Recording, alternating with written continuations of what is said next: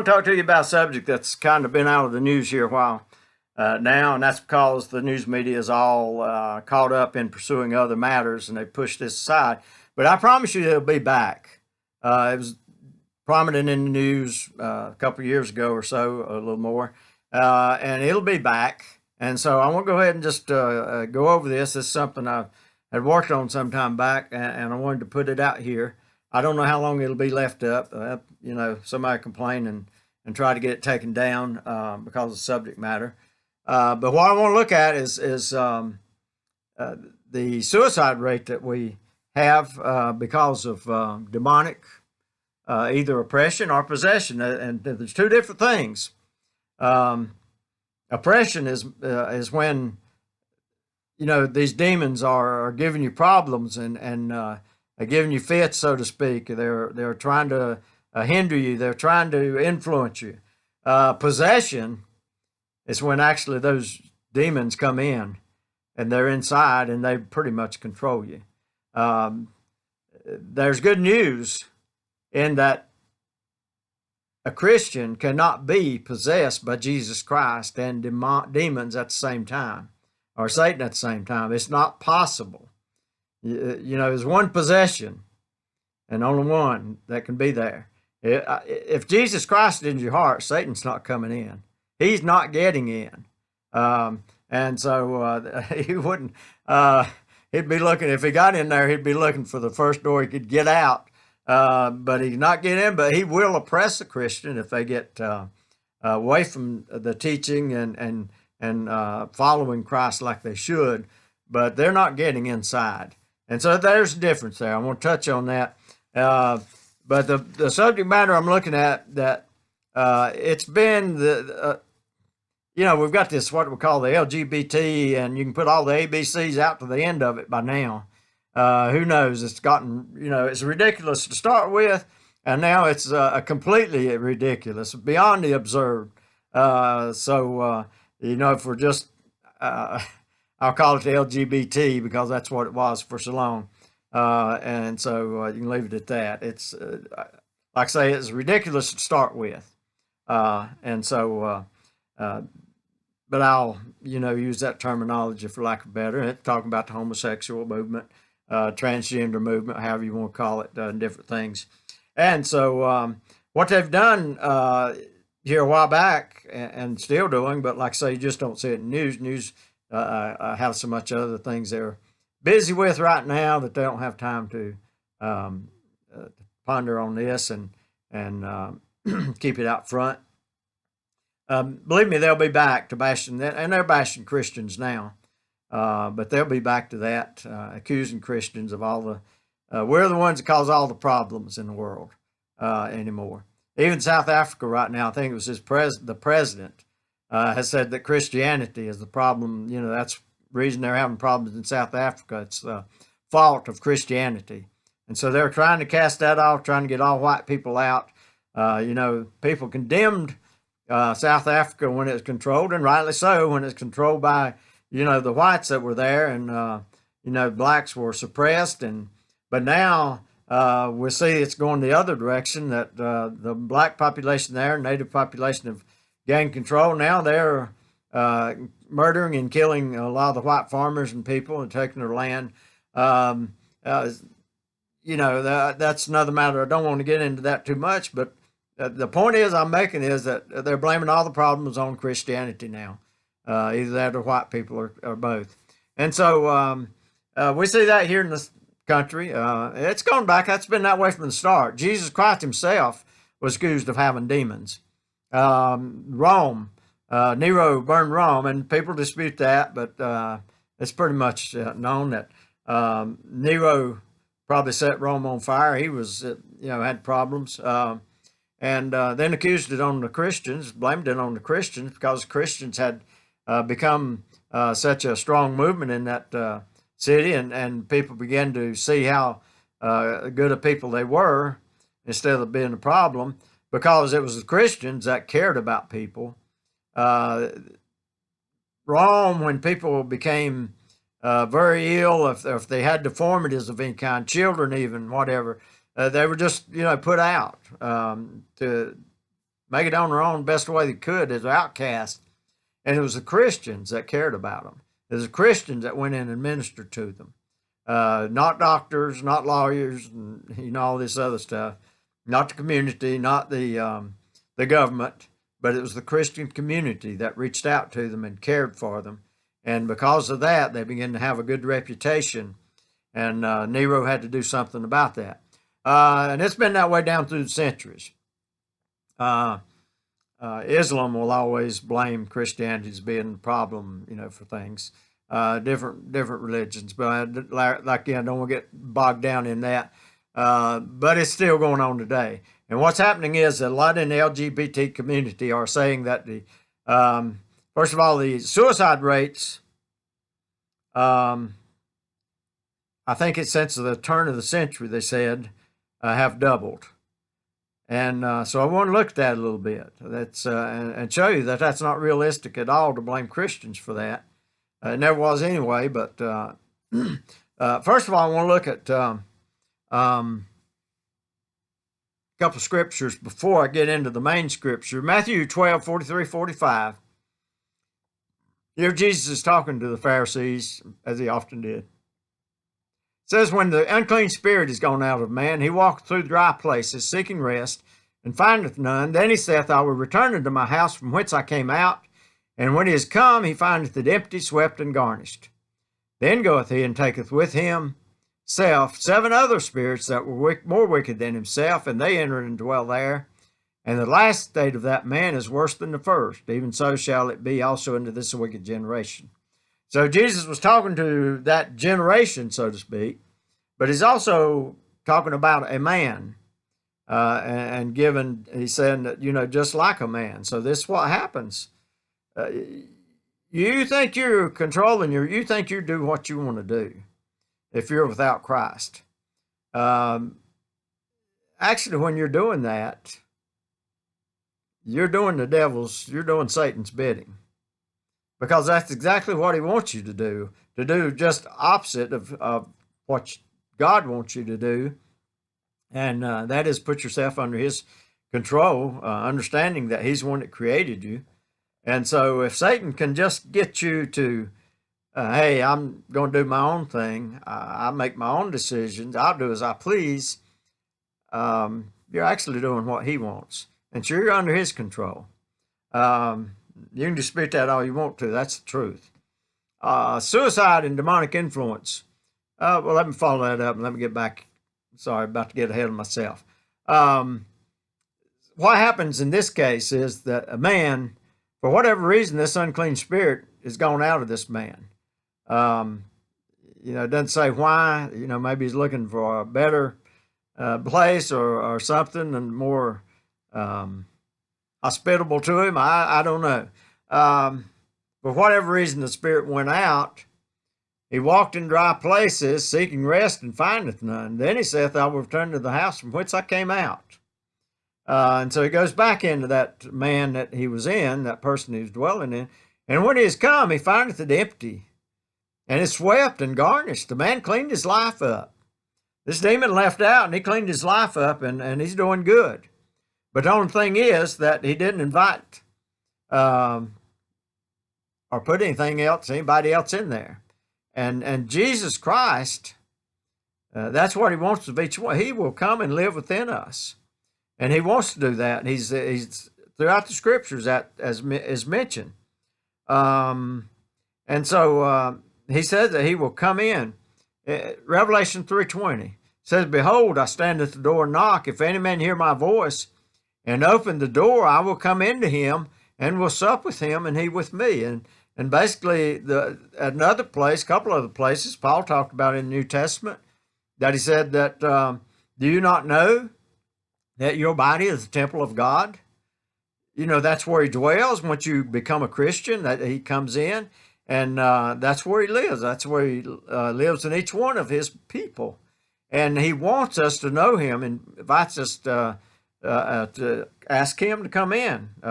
He's not going to come in uninvited. And so it's up to us. It's up to you to make that choice. And so this man made the choice. He didn't make the choice to fill that void. He cleaned his life up. We talk about turning over a new leaf many times. Well, the only problem with turning over a new leaf is that it may look better on the other side for a while, but all it takes is a little puff of wind to turn it right back over to where it was at. And that's the state that basically happened to this man, because this demon came back. He said, well, this man cleaned his life up, and, hey, things look pretty good here. So he brings in 7 other demons, and it says they were even more wicked than himself. And they enter and dwell there, and the last state of that man is worse than the first. And so I want to read Mark chapter 5 maybe to get the main part, and I'll hurry through this. It's not going to be long. Mark chapter 5, and they came over into the other side of the sea, into the country of the Gadarenes, and when he was come out of the ship, immediately there met him out of the tombs a man with an unclean spirit, who had his dwelling among the tombs, and no man could bind him, no, not with chains, because he had been often bound with fetters and chains, and the chains had been plucked asunder by him, and the fetters broken in pieces. Neither could any man tame him. And always, night and day, he was in the mountains and in the tombs, crying and cutting himself with stones. But when he saw Jesus afar off, he ran and worshipped him, and cried with a loud voice, and said, What have I to do with thee, Jesus, thou Son of the Most High God? I adjure thee by God that thou torment me not. Notice that it says when he saw Jesus afar off, he worshipped him. Now that don't sound like what we call worship, but yeah, he acknowledged who Jesus was. And so in that way, he worshipped him. Even though the demons were begging him, don't torment us, what do I have to do with you? But he's not acknowledging who Jesus is. For Jesus had said in verse 8, it says, For he said unto him, Come out of the man, thou unclean spirit. And he answered, What is thy name? He asked him, what is thy name? And he answered, saying, My name is Legion, for we are many. And he besought him much that he would not send them away out into the country, or out of the country. Now there was nigh unto the mountains a great herd of swine feeding, and all the devils besought him, saying, Send us into the swine, that we may enter into them. And forthwith Jesus gave them leave, and the unclean spirits went out and entered into the swine, and the herd ran violently down a steep place into the sea. They were about 2,000, and were choked in the sea. And they that fed the swine fled, and told it in the city and in the country, and they went out to see what it was that was done. And they come to Jesus and see him that was possessed with the devil, and had the legion sitting and clothed and in his right mind. And they were afraid. He was a wild man before and they was afraid of him. Now he's in his right mind and they're afraid. Verse 16 it says, And they that saw it told them how it befell to him that was possessed with the devil, and also concerning the swine. And they began to pray him to depart out of their coast. They asked Jesus to leave. Now, some of the LGBT lifestyle people have tried to place the blame, as I said, on those poor souls caught up in this deviant lifestyle, and they have committed suicide on Christianity that believes that the acts those lifestyle commit are wrong. The Christians that believe that they're blamed. We're blamed. The teaching is blamed. Ultimately, it's Jesus Christ. Now, I want to say, first of all, that there's many reasons that people commit suicide. It's not always demonic in nature. There's not always evil spirits there. And I don't have time to get into all those things. It's so varied, and so many reasons that sometimes people just give up for other reasons. But many times and often it is due to demonic activity. And we see that in the case here, that these hogs, the pigs, once the spirits went in them, that's what they did. You also notice that the man, let me get on my outline here. Not like I say, I'm going to be short on this as I can. Notice the scriptures say the man had an unclean spirit. In this instance, the man was possessed. And that's in verse 2 and then verse 12. And when he was come out of the ship, immediately there met him out of the tombs a man with an unclean spirit. And then verse 12 says, And all the devils besought him, all the devils, saying, besought him, saying, "Send us into the swine that we may enter into them." So he's definitely demonic possessed. Demons were in there and controlling him. Notice that he was a cutter in verse 5. And always night and day he was in the mountains and in the tombs, crying and cutting himself with stones. There's many people in our society today that are what we call cutters. They cut themselves. And it's not always talking about, seeing how much blood they can get. I worked on a mental health ward, mental health unit of a local prison for 7 years. And believe me, I've saw plenty of cutters there and the blood and things. So, and believe me, it's demonic in its origin. You got people today, just look, I don't want to, get too down to things, but, it started with a pierced ears, and then it went on, and now look at what people are doing to themselves. I see beautiful people were beautiful until they started all these cuts and tattoos and things, and they restored what God gave them there. And yet they continue to do those things. I want to tell you that, not saying that every instance, just because you got a tattoo here or there, I'm not saying that, you're demonic, but I'm saying that cutters oftentimes are influenced by demonic oppression, if not possession.